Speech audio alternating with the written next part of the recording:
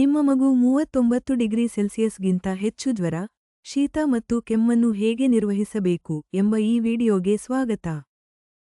ನಿಮ್ಮ ಮಗುವಿಗೆ 39 ಡಿಗ್ರಿ ಸೆಲ್ಸಿಯಸ್ಗಿಂತ ಹೆಚ್ಚು ಜ್ವರವಿರುವುದರಿಂದ ನಿಮ್ಮ ವೈದ್ಯರು ಈ ವಿಡಿಯೋವನ್ನು ಶಿಫಾರಸು ಮಾಡಿದ್ದಾರೆ. ಈ ವಿಡಿಯೋವು ಲಕ್ಷಣಗಳನ್ನು ಹೇಗೆ ನಿರ್ವಹಿಸಬೇಕು ಮತ್ತು ವೈದ್ಯರನ್ನು ಯಾವಾಗ ಸಂಪರ್ಕಿಸಬೇಕು ಎಂಬುದನ್ನು ವಿವರಿಸುತ್ತದೆ. ಜ್ವರ ದೇಹಕ್ಕೆ ಸೋಂಕುಗಳ ವಿರುದ್ಧ ಹೋರಾಡಲು ಸಹಾಯ ಮಾಡುತ್ತದೆ. ಆದರೆ 39 ಡಿಗ್ರಿ ಸೆಲ್ಸಿಯಸ್ಗಿಂತ ಹೆಚ್ಚಿನ ಜ್ವರವಿದ್ದರೆ ಅದು ತೀವ್ರವಾದ ಸೋಂಕಿನ ಸೂಚನೆಯಾಗಿರಬಹುದು ಮತ್ತು ಗಮನದ ಅಗತ್ಯವಿರುತ್ತದೆ.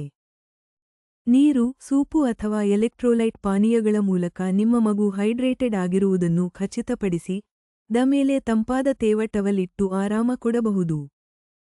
ಶೀತ ಮತ್ತು ಕೆಮ್ಮಿಗೆ ಮೂಗಿನ ಸುಳಿಗುಳಿಗಳನ್ನು ಶಮನಪಡಿಸಲು ಹ್ಯೂಮಿಡಿಫೈಯರ್ ಅಥವಾ ವಾಪರ ಪ್ರಯತ್ನಿಸಿ. 1 ವರ್ಷಕ್ಕಿಂತ ಮೇಲ್ಪಟ್ಟ ಮಕ್ಕಳಿಗೆ 1 ಚಿ ತೇನೆ ಕೊಟ್ಟರೆ ಕೆಮ್ಮಿನಲ್ಲಿ ಶಮನವಾಗಬಹುದು.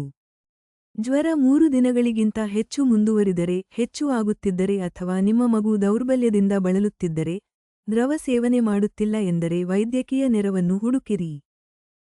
ಸಂಕ್ಷಿಪ್ತವಾಗಿ ಹೇಳುವುದಾದರೆ, ನಿಮ್ಮ ಮಗುವಿನ ಜ್ವರವನ್ನು ಗಮನದಲ್ಲಿಟ್ಟುಕೊಂಡು, ಅವರನ್ನು ಹೈಡ್ರೇಟೆಡ್ ಆಗಿರಿಸಿ. ಲಕ್ಷಣಗಳು ಮುಂದುವರಿದರೆ ಅಥವಾ ತೀವ್ರವಾದರೆ ವೈದ್ಯರನ್ನು ಸಂಪರ್ಕಿಸಿ. ಮುಂದಿನ ಮಾರ್ಗದರ್ಶನಕ್ಕಾಗಿ ನಿಮ್ಮ ವೈದ್ಯರನ್ನು ಸಂಪರ್ಕಿಸಿ.